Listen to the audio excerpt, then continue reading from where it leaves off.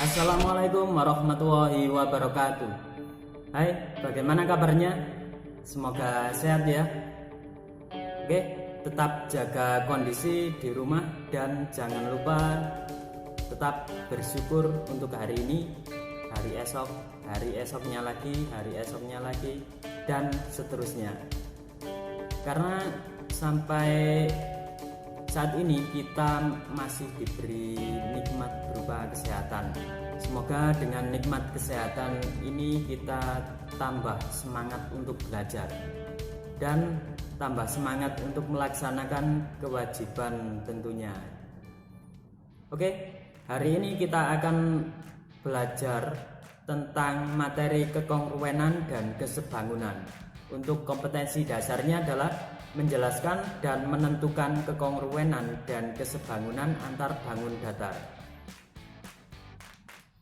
Mendengar kata kekongruenan dan kesebangunan, saya kok ingat dengan bangunan peninggalan bersejarah yang ada di Indonesia, Candi Borobudur. Nah, Candi Borobudur sudah tahu kan kalian ya? Sudah tahu pastinya. Candi Borobudur dibangun antara tahun 750 sampai 842. Namun, tahukah kalian? Nah, ini fakta menariknya, bahwa Candi Borobudur dibangun dengan menggunakan perhitungan matematika modern. Nah, matematika modern ini baru dikenal sekitar tahun 80-an. Wah, keren ya. Sebelum tahun 80-an, nenek moyang kita sudah bangun bangunan Candi Borobudur seperti itu. Nah, sangat rumit kan ya. Candi ini bersifat fraktal. Fraktal itu adalah bentuk geometris yang memiliki elemen yang mirip dengan bentuknya secara keseluruhan. Jadi di sini ada teori kekongruenan dan kesebangunan antar stupa satu dengan stupa yang lain. Wah, keren ya nenek moyang kita. Kok bisa sebuah peradaban yang belum ada sistem metrik standar, terus pemahaman mekanika dan statika modern bisa mendirikan bangunan sedemikian rumit. Wah, keren. Oke, jauh dari itu ada sebuah monumen. Nah, di Sidoarjo ya, tahu kalian pasti. Monumen Jayandaru. Nah, kalau kalian pernah ke Sidoarjo, nah ke alun-alun, nah pasti tahu monumen ini. Oke, ini ada permasalahan. Nah, buat kalian yang suka masalah, suka cari masalah, nah ini ada permasalahan. Nah, coba kalian pecahkan. Oke, ada sebuah monumen Jayandaru.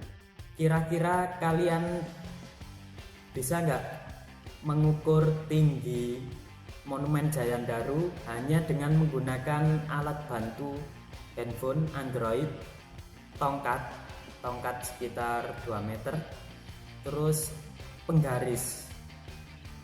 penggarisnya nggak panjang, penggarisnya ya 30 cm. Nah, kira-kira gimana cara menghitungnya? Gimana Pak? Ya nggak bisa. Gampang Pak, buka HP, buka di Google, ketik tinggi monumen Jayandaru. Nah, keluar tingginya, nanti keluar hasilnya.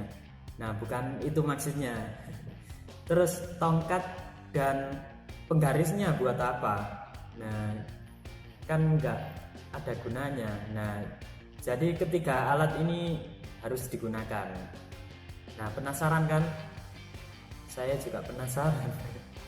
Oke, mari kita ikuti bersama dan penasaran bareng. Nah, kita ikuti materi ini dan nanti ada pembahasannya. Oke, semangat belajar ya. Oke, sebelumnya ada materi pengantar. Coba perhatikan berikut ini. Saya akan menggambar sebuah segitiga. Nah, segitiga ini akan saya kasih nama A, B, dan C. Segitiga ABC. Segitiga ABC ini akan saya duplikat dan saya translasikan ke sini.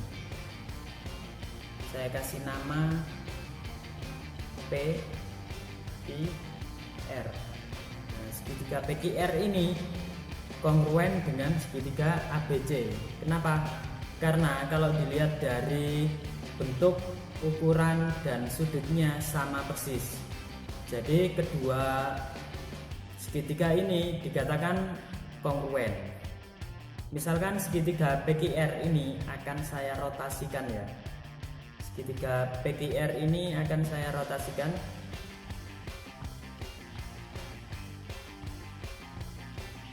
Nah, apakah masih kongruen antara segitiga ABC dengan segitiga PQR? Jawabannya masih. Kenapa? Karena bentuk, ukuran, sudut tidak berubah, hanya diputar saja, hanya berupa posisi. Beda dengan halnya kalau segitiga ABC ini saya dilatasi. Dilatasi itu apa? Dilatasi itu adalah memperbesar atau memperkecil. Misalkan segitiga ABC ini saya dilatasi ya.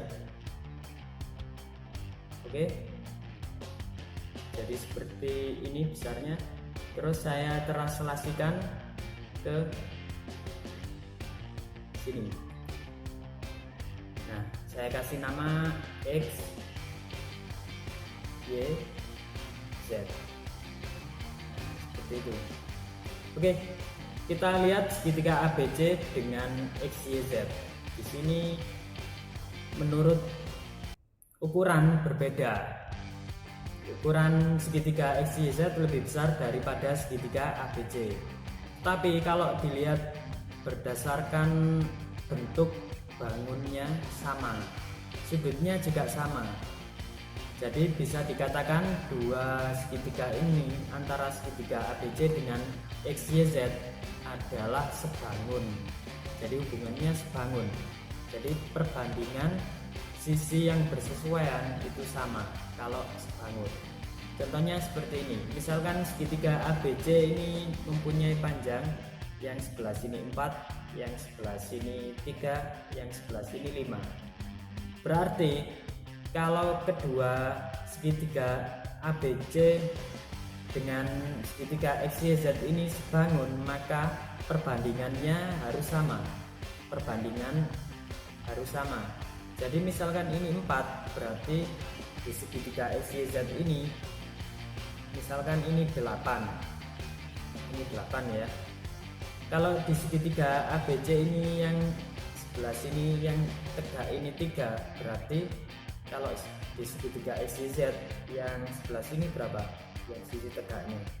Yang bersesuaian kan kalau ini 3, ini berapa? Yang bawah ini tadi 4. Kalau 4 ini 8. Kalau 4 8. Sedangkan yang tegak kalau 3 berarti 6. Bagaimana dengan sisi yang miring? Sisi yang miring kalau ini 5, berarti sisi yang miring yang segitiga yang besar ini berapa? 10. Jadi perbandingannya sama. Perbandingannya yaitu kalau disederhanakan setengah ya perbandingannya. 4 ini 8, setengah, separuhnya. 3 jadi 6, terus 5 jadi 10. Jadi segitiga X, Y, Z ini 2 kalinya segitiga ABC. Nah, seperti itu. Itu adalah sifat dari kongruen dan sebangun. Oke, berikutnya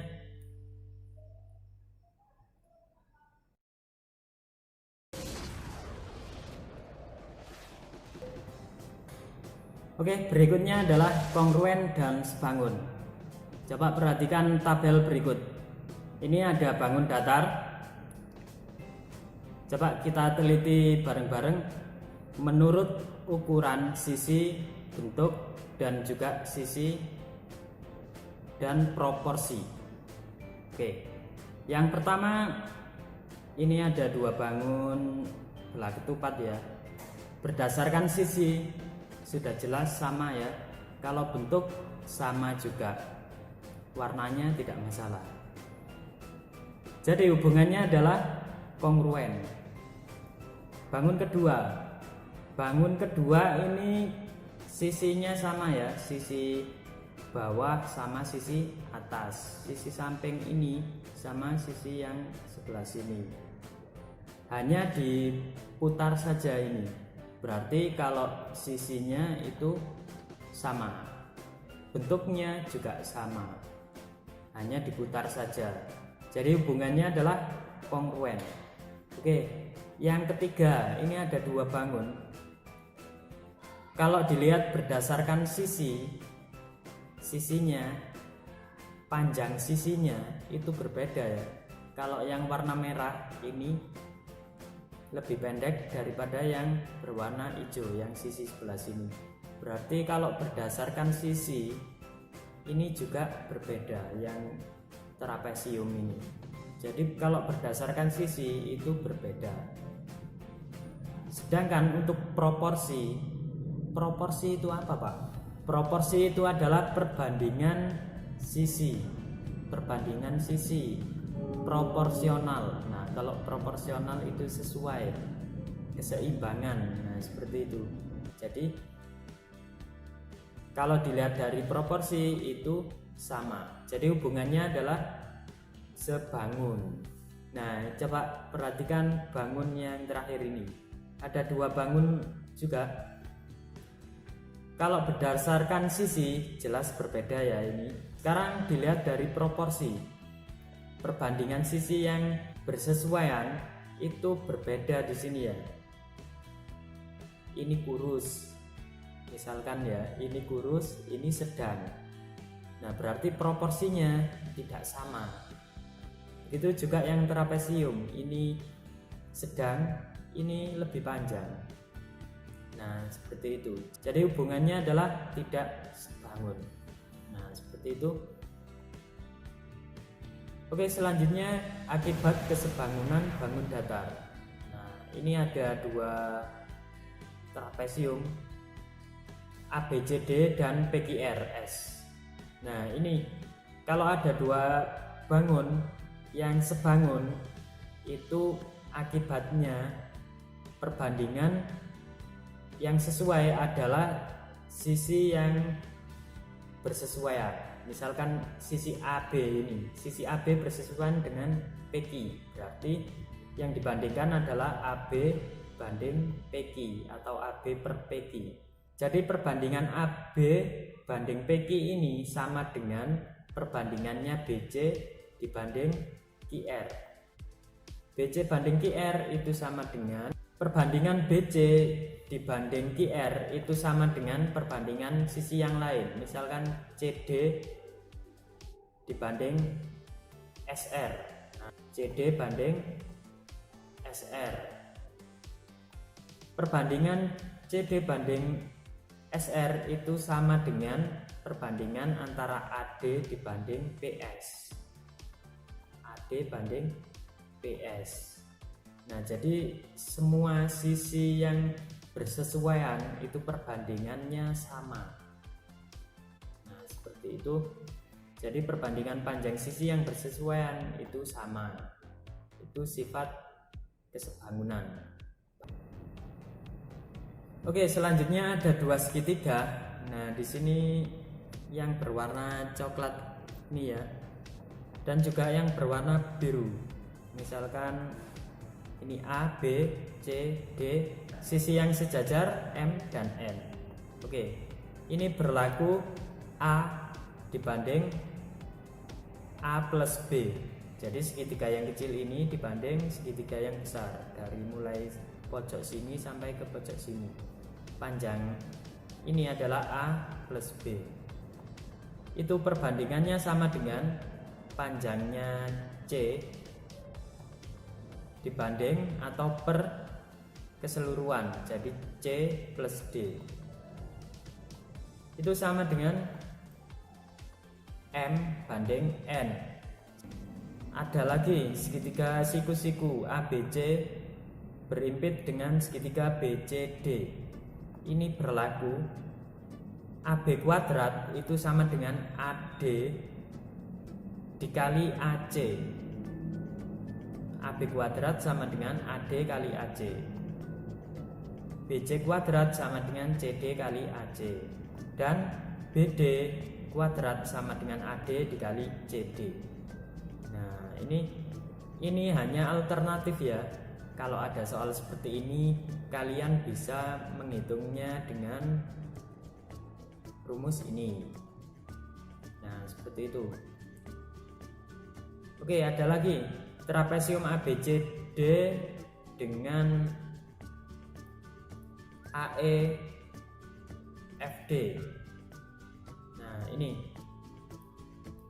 Jadi kalau ada soal seperti ini hanya alternatif ya. Ini juga alternatif. Kalau ada soal seperti ini yang ditanya EF, itu kalian bisa menghitungnya menggunakan BC dikali AE plus AD kali BE per AB. Waduh Pak, panjang sekali, nggak hafal. Nah, cara menghafalnya ya seperti ini. Kalau saya ya seperti ini. EF sama dengan EF itu yang tengah ini ya. EF sama dengan BC. BC kita lihat BC. BC itu sisi paling bawah alasnya. BC kali AE sisi bawah dikali sisi atas yang miring. Sisi bawah dikali sisi atas yang miring. Ditambah AD. AD itu sisi atas dikali BE. BE itu sisi bawah yang miring, berarti selang-seling ya. Sisi bawah dikali sisi atas miring ditambah sisi atas ini dikali sisi bawah yang miring per AB. AB itu keseluruhan sisi miringnya. Nah, seperti itu. Kalau ada soal seperti ini, alternatifnya pakai ini bisa. Atau kalau tidak pengen menghafal ya bisa kalian pakai perbandingan seperti ini tadi. Nah, seperti itu. Nanti ada contohnya. Oke, contoh soal nomor 1. Perhatikan gambar jajar genjang berikut. Ada 4 jajar genjang yang sisinya sama semua ini. A, B, C, D itu sisinya sama ya, 6 dan 8. Jadi kita tidak bisa mencari jajar genjang yang kongruen dengan sisinya yang sama. Jadi kita cari sudutnya satu persatu, maka kita bisa membedakan nanti. Oke, kita jawab. Yang A pertama, di sini ada sudut 40, berarti sudut yang bertolak belakang itu di sini juga 40 ya. Oke, sekarang sudut yang bersebelahan. Misalkan di sini. Sudut yang bersebelahan berarti 180 dikurangi sudut yang sebelahnya ini berarti 40. 180 kurangi 40 yaitu 140. Berarti di sini 140, berarti di sini juga 140. Yang B, ini ada 42, berarti yang bertolak belakang di sini juga 42. Sekarang yang bersebelahan ini 180 dikurangi 42. Ketemunya 138. Berarti di sini juga 138. Oke. Yang C di sini 140, berarti yang di sini 140. Sudut yang sebelahnya yang tidak diketahui berarti 180 dikurangi 140, berarti ketemunya 40. Di sini juga 40 otomatis ya. Oke, yang D. ini 142, berarti di sini juga 142. Sekarang sudut yang belum diketahui, sudut sebelahnya di sini adalah bisa kita cari 180 dikurangi 142. Berarti ketemu 38. Berarti di sini juga 38. Oke, kita cari sudutnya yang sama. Ternyata sudut yang sama itu adalah A dan C ini ya. Jajar genjang A dan jajar genjang C. Ini sudutnya 140 dan 40. Ini 140 juga 40 juga sama. Jadi pasangan jajar genjang yang kongruen adalah A dan C. Nah, seperti itu. Oke, lanjut nomor 2. Buktikan kedua trapesium di bawah ini sebangun. Nah, kita jawab, kita buktikan kalau sebangun.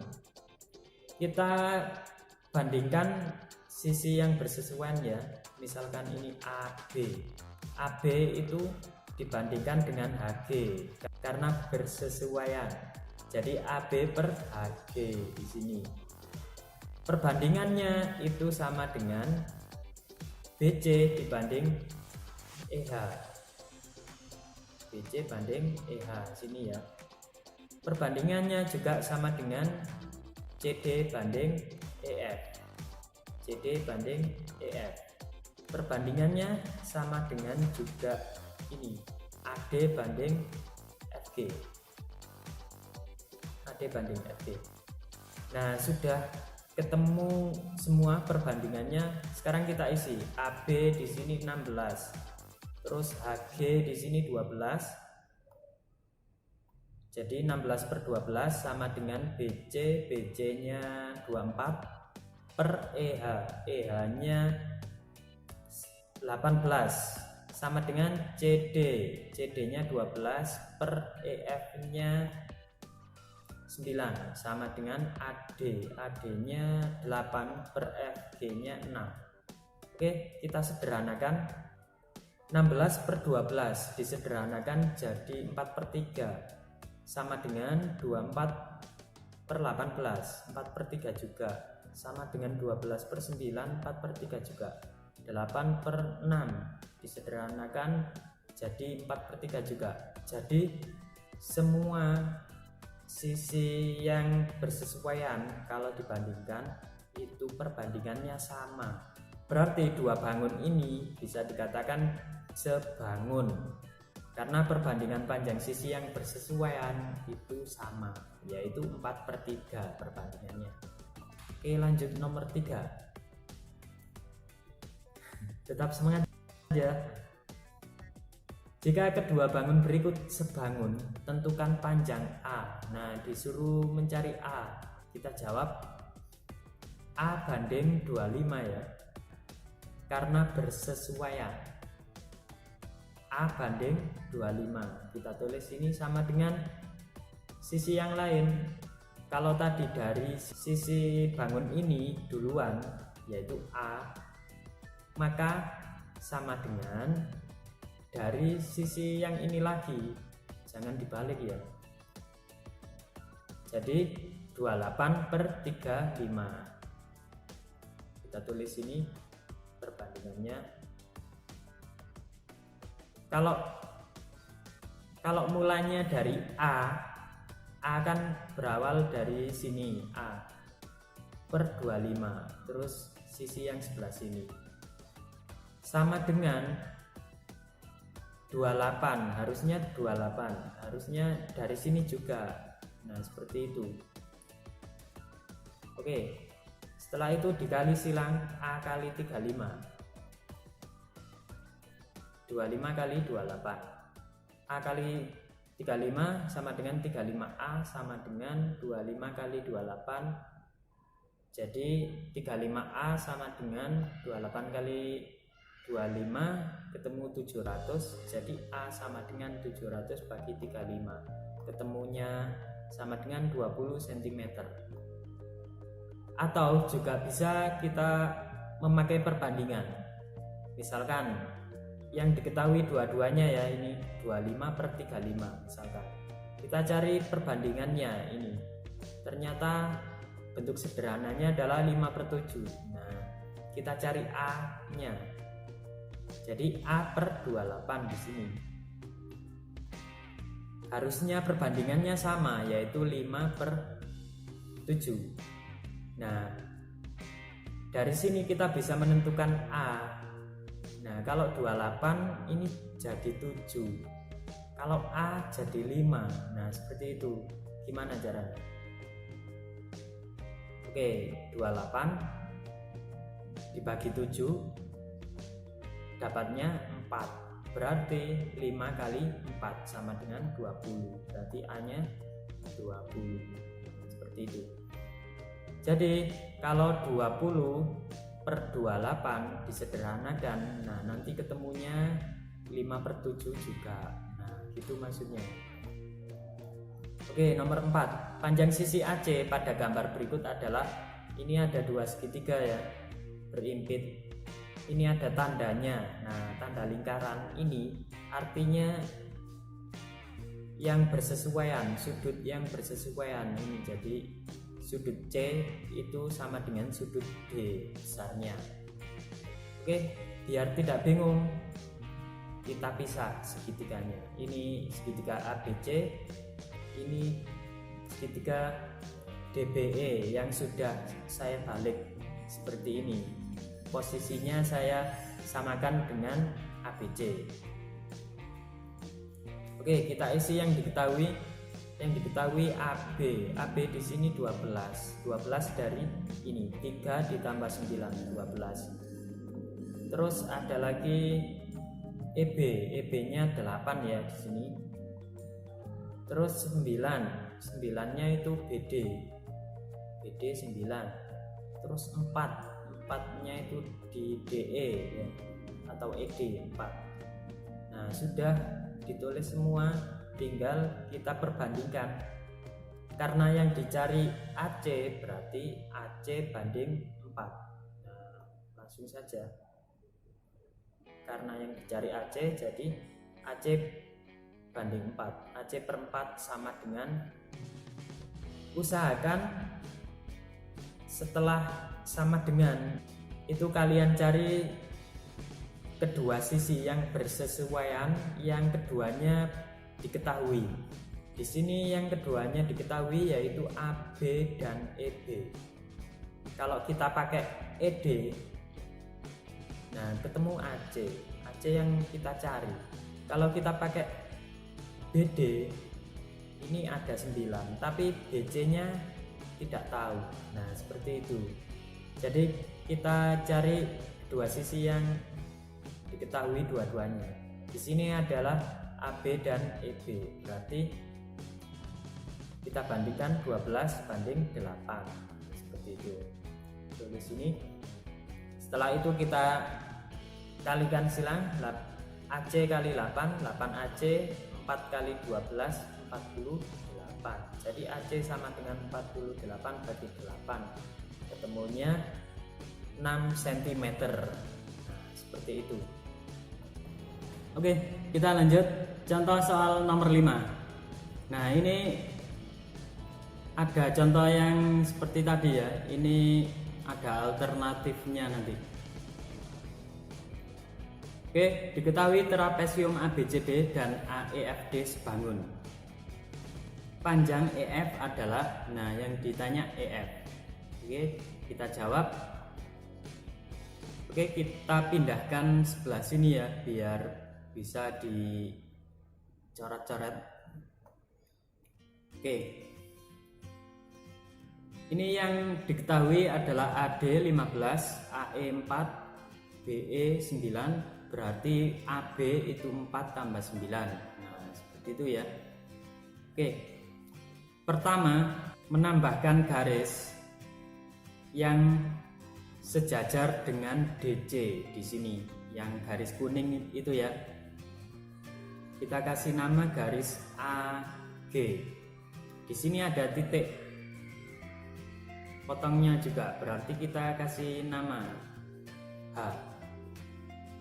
Nah, Setelah itu kita isi di sini yang diketahui panjangnya BC. BC kan 28. Nah, di sini BC 28 nanti.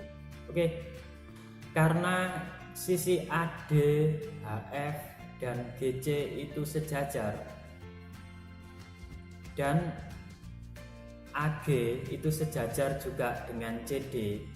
Jadi AD, panjang AD itu sama dengan HF. HF juga sama dengan AD, berarti HF-nya ini 15. Itu juga CG atau GC 15 juga, karena sejajar dan sama panjang ini. Oke, selain itu BC tadi ya, BC 28. Di sini 28. Berarti kalau BC 28, GC-nya 15. Nah, kita bisa mengetahui panjang BG-nya ini. BG-nya yaitu 28 kurangi 15 sama dengan 13. Nah, setelah itu kita cari EF. EF-nya di sini, EF. Sedangkan HF 15 cm. Nah, kalau kita mencari EF, kita memerlukan EH. Nah, sedangkan EH di sini belum ketemu panjangnya berapa, belum ketemu. Jadi kita mencari EH dulu, nanti ditambah 15 baru ketemu EF-nya. Oke. Ini kalau terbentuk segitiga ABG. Segitiga ABG ini ya, ternyata berimpit dengan segitiga AEH di sini yang kecil, ABG dengan AEH. Oke, kita pindahkan sini ya, kita translasikan ke sini biar nggak merepoti yang sebelah sini. Oke, kita pindah sini. Nah, di sini sudah ada, tinggal EH-nya yang kita cari. Jadi kita bandingkan EH per yang bersesuaian yaitu BG. Jadi EH per BG sama dengan sisi keduanya yang diketahui. Di sini sisi yang keduanya diketahui yaitu AE dan AB. Jadi sama dengan AE itu 4, AB-nya 9 tambah 4 nanti. Nah, kita isi EH BG-nya 13, jadi per 13 sama dengan AE-nya 4. AE-nya 4 per AB. AB-nya 9 tambah 4, 13. Kali silang, jadi EH kali 13, 13 EH sama dengan 13 kali 4. 13 EH sama dengan 13 kali 4, 52 ya. Jadi EH sama dengan 52 dibagi 13. Ketemunya 4 cm. Nah, seperti itu. Oke, EH-nya sudah ketemu 4 cm. Sekarang kita tentukan EF. Berarti EF itu sama dengan EH ditambah HF. Nah, ini ya. EF. EF di sini HF-nya 15, sedangkan EH-nya yang kita cari tadi sudah ketemu 4. Berarti ini EF sama dengan EH tambah HF, di mana EH-nya 4 dan HF-nya 15 sama dengan 19. Jadi EF-nya 19 cm. Oke. Solusi lain. Nah, kita pakai rumus tadi. Kalau tidak suka menghafal rumus, berarti kalian bisa pakai perbandingan tadi yang seperti ini. Oke, EF sama dengan berarti BC dikali AE di sini ya, BC kali AE. Ditambah AD kali sisi miring yang bawah yaitu BE. Berarti AD kali BE per panjang sisi miring seluruhnya yaitu AB. Oke, kita isi BC-nya ada berapa? BC-nya 28 kali AE-nya 4 ditambah AD-nya 15, BE-nya 4 per AB. AB-nya 4 tambah 9, 13. 28 kali 4 ketemu 112, ditambah 15 kali 9 ketemu 135 per 13. 112 ditambah 135 ketemu 247. 247 dibagi 13 sama dengan 19 cm. Nah, sama hasilnya. Ya sama harusnya. Oke, nomor 6. Diketahui segitiga ABC dan segitiga ADE sebangun. Nah, ini sebangun. Diketahui panjang AB 39 cm, AE 16 cm, CE 8 cm. Tentukan panjang BD. Ini BD. Oke, kita jawab. Di sini ada dua segitiga ABC dan ADE. Nah, berimpit. Oke, kita tulis yang diketahui. AB itu 39, terus AE itu 16 ya. Terus ada CE itu 8. Oke, sekarang yang ditanya BD berarti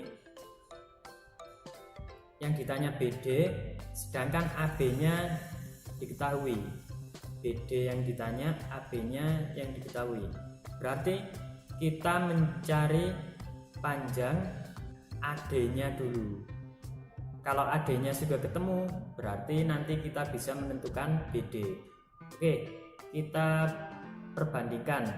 Karena nanti mencari DB ya, berarti yang berhubungan dengan DB adalah AB.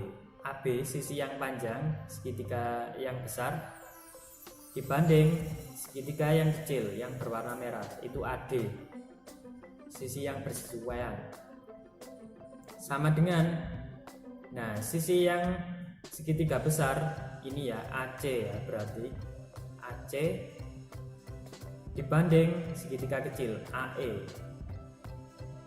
Nah, setelah itu kita isi AB-nya 39, AD-nya berapa? AD-nya yang dicari AD-nya sama dengan AC.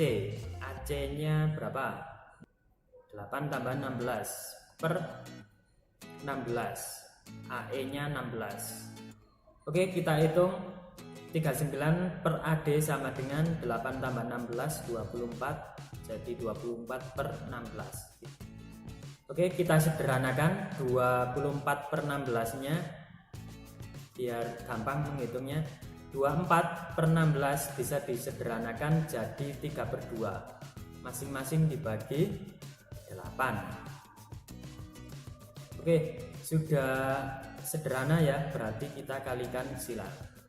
AD kali 3, usahakan yang dicari itu didahulukan. Ini yang dicari karena AD, berarti AD kali 3, berarti 3 AD sama dengan 39 kali 2 78, berarti AD sama dengan 78 bagi 3, ketemunya AD sama dengan 26.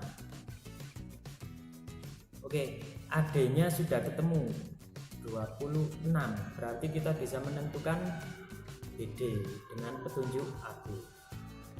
Nah, BD sama dengan AB dikurangi AD, dimana AB itu 39 dikurangi AD-nya 26 tadi yang kita cari.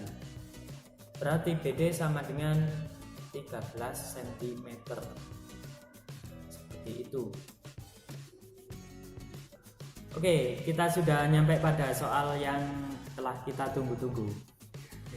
Penasaran ya? Dapatkah kalian menghitung tinggi sebuah monumen Jayandaru di kota Sidoarjo dengan menggunakan alat bantu handphone, penggaris, dan tongkat? Nah, 3 alat ini harus digunakan untuk mengukur tingginya monumen. Wah, kira-kira gimana ya? Oke, karena ini permasalahan, nah kita harus selesaikan. Waduh, gua ya. Oke, yang kita cari adalah ini. Misalkan gambar sesungguhnya ya, ini gambar sesungguhnya. Oke, yang pertama, posisikan tongkat berdiri tegak sejajar dengan monumen. Nah, sejajar ya. Oke. Setelah itu kalian foto, misalkan tongkatnya itu 2 meter ya, di sini misalkan 2 meter. Setelah itu kalian foto, crack. Nah, setelah itu fotonya bisa kalian print. Nggak, Pak, tadi nggak pakai alat print. Ya nggak apa-apa ya. Atau di HP juga bisa. Di HP diukur nanti pakai penggaris. Nah, kan juga bisa. Ini misalkan hasil fotonya berupa gambar. Nah, setelah itu kita ukur dengan penggaris tingginya monumen. Kan kalau gambar kan kecil ya, kalau diukur dengan penggaris kan bisa. Nah, seperti itu. Misalkan tingginya ketemu 19,5 cm monumennya digambarnya bukan aslinya. Setelah itu tongkat hasil fotonya tadi kalian ukur, misalkan ketemu 1,5 cm. Nah, ini. Oke, yang kita cari adalah tingginya ini, tinggi sesungguhnya. Jadi kita perbandingkan. Jadi X ini ya, tinggi sesungguhnya dibanding tinggi gambar. Jadi X per 19,5. Jadi perbandingannya sama dengan perbandingannya tongkat di aslinya dan tongkat di gambar. Kalau yang asli itu 2 meter. Kalau ini satuannya berbeda ya. Jadi kalian samakan dulu. Ini cm. Kalau ini 2 meter berarti dijadikan cm. 2 meter sama dengan 200 cm. Nah, setelah itu kita bandingkan. Tadi tinggi monumen sesungguhnya dibanding tinggi monumen di gambar, sama dengan tinggi tongkat sesungguhnya dibanding tinggi tongkat yang ada di gambar. Nah, seperti ini. 200, jadi ini 200 per 1,5. Setelah itu dikalikan, X kali 1,5 sama dengan 1,5X sama dengan 200 kali 19,5. Jadi selanjutnya 1,5X sama dengan hasilnya 19,5 kali 200 sama dengan 3.900. Jadi X sama dengan 3.900 dibagi 1,5, hasilnya 2.600 cm. 2.600 cm kalau dijadikan meter itu berapa? Dibagi 100. Jadi tinggi monumen adalah 2.600 cm atau 26 meter. Nah, seperti itu kurang lebihnya. Tetapi juga hasil potret, hasil pengambilan gambar juga pengaruh ini. Jadi teorinya seperti itu. Oke, selanjutnya nomor 7. Ini agak lebih akurat. Dapatkah kalian menghitung tinggi sebuah monumen Jayan Daru di kota Sidoarjo dengan menggunakan alat ukur meteran dan tongkat? Nah, sekarang pakai alat ukur ya, atau meteran. Oke, kita jawab. Nah, caranya seperti ini. Misalkan ini gambar sesungguhnya ya. Misalkan ini sesungguhnya. Yang dicari adalah tinggi monumen sesungguhnya juga. Nah, posisikan tongkat 2 meternya seperti tadi ya, sama seperti tadi. Oke, setelah itu kalau kita tarik garis di sini akan membentuk segitiga, 2 segitiga yang sebangun. Dua segitiga ini berimpit, jadi segitiga kecil dan segitiga besar. Jadi di sini masalahnya kita belum tahu titik yang sebelah sini itu di mana letaknya. Nah, seperti itu. Jadi kita memanfaatkan sinar matahari. Nah, Jadi pengukurannya siang hari ya ini. Oke, misalkan di sini ada sinar matahari.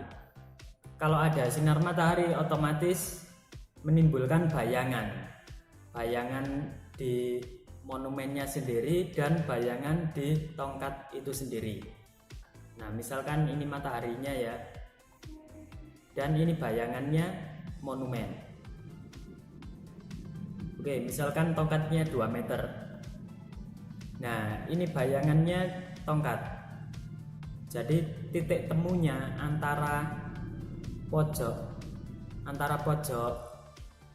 bayangan dari monumen sama dengan pojok bayangan tongkat itu sendiri. Jadi pojok ketemu pojok, itu maksudnya. Oke, setelah itu kita bisa mengukur dengan menggunakan meteran. Jadi bayangan tongkat ini bisa kita ukur dengan menggunakan meteran. Misalkan setelah diukur ketemu 0,75 meter atau 75 cm. Setelah itu kita ukur bayangan dari monumen yang dikurangi dari alasnya. Jadi kita ukur dari pojok alas ini sampai titik temunya antara bayangan monumen dan bayangan tongkatnya. Misalkan setelah diukur menemukan 2,6 meter. Misalkan ini ya, hanya contoh saja. Nah, di sini ada masalah lagi. Kita tidak bisa mengetahui panjang dari ini, jari-jarinya alas monumen. Alas monumen ini kan berbentuk lingkaran ya. Nah, jari-jarinya berapa dari pusat monumen ke sini? Nah, kan nggak tahu. Nah, kita hitung ini. Oke, dari sini kita hitung nanti. Misalkan ini ya, hitung jari alas monumen. Alas monumennya di sini berbentuk lingkaran. Pusat monumen ini misalkan. Nah, dari sini diketahui jari-jari. Nah, jari-jarinya kita hitung nanti. Ini bayangan monumen yang ini tadi ya. Nah, ini pusat tongkat. Di sini pusat tongkat, terus ada bayangan tongkatnya di sini. Nah, untuk menghitung jari-jari lingkaran itu diperlukan keliling. Nah, di sini yang bisa kita ukur adalah keliling dari alas monumen itu menggunakan meteran. Jadi kita ukur kelilingnya, kita mengelilingi alas monumennya. Misalkan diukur sudah ketemu, misalkan ketemu 44 meter. Nah, di sini kita bisa menentukan jari-jarinya. Oke, kita masukkan keliling lingkaran sama dengan 2 kali Pi kali R. Oke, kelilingnya tadi sudah dihitung, sudah diukur dengan meteran ya. Ketemu 44 meter. Jadi 44 sama dengan 2 kali Pi, Pi-nya 22/7 kali R. Nah, R-nya yang kita cari. Oke, setelah itu 44 sama dengan 2 kali 22 sama dengan 44/7 kali R. Selanjutnya 44 dikali penyebutnya ini ya, dikali 7 sama dengan 44 R. Nah, kebetulan ini sama, 44, ini 44 juga. Bisa kita coret, tinggal 7 sama dengan R. Nah, sudah ketemu, jari-jarinya sama dengan 7 meter. Misalkan ini ya, jari-jari monumennya ketemu 7 meter. Nah, ini kita pasang di sini. Jari-jarinya 7 meter sudah ketemu. Berarti kita bisa menentukan panjangnya dari titik pusat monumen ke bayangan titik pojok. Jadi 7 ditambah 2,6 jadi 9,6. Jadi bayangannya monumen itu 9,6, sedangkan bayangannya tongkat itu 0,75 meter.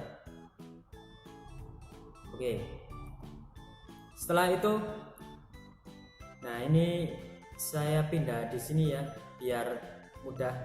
Ini tongkatnya, ini tinggi monumen, dan ini bayangannya. Ini bayangan tongkat, ini bayangannya monumen.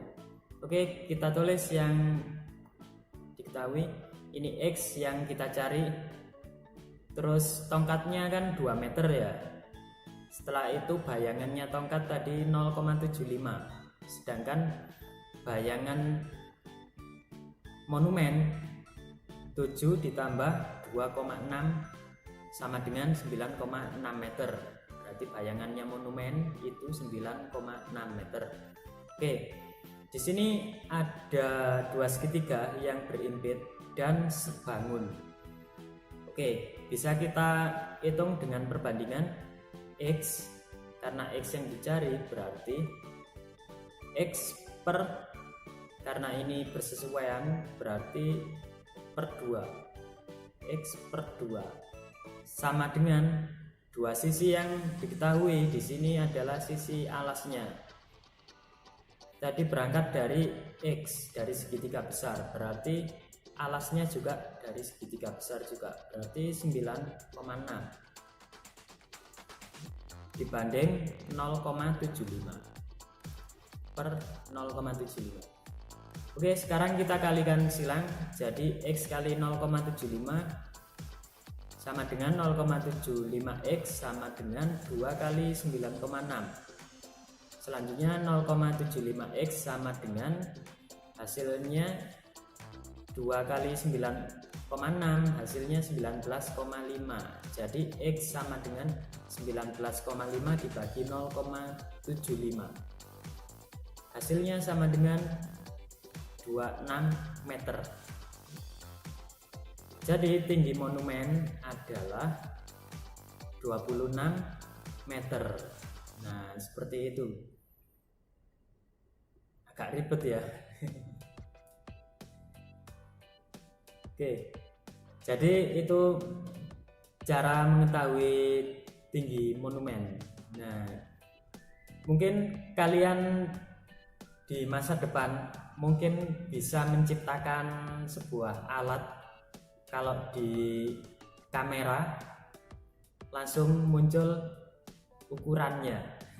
Jadi kalau monumennya itu di kamera atau diambil gambar, terus muncul berapa meter, muncul 26 meter. Nah, mungkin seperti itu. Nah, silakan berkreasi. Jadi menciptakan aplikasi yang belum ada. Nah, seperti itu. Oke, itu saja materi hari ini. Semoga bermanfaat. Kalau ada kurangnya, mohon maaf. Kalau ada pertanyaan, silakan ditanyakan melalui WhatsApp. Dan saya akhiri, wassalamualaikum warahmatullahi wabarakatuh. Semangat belajar.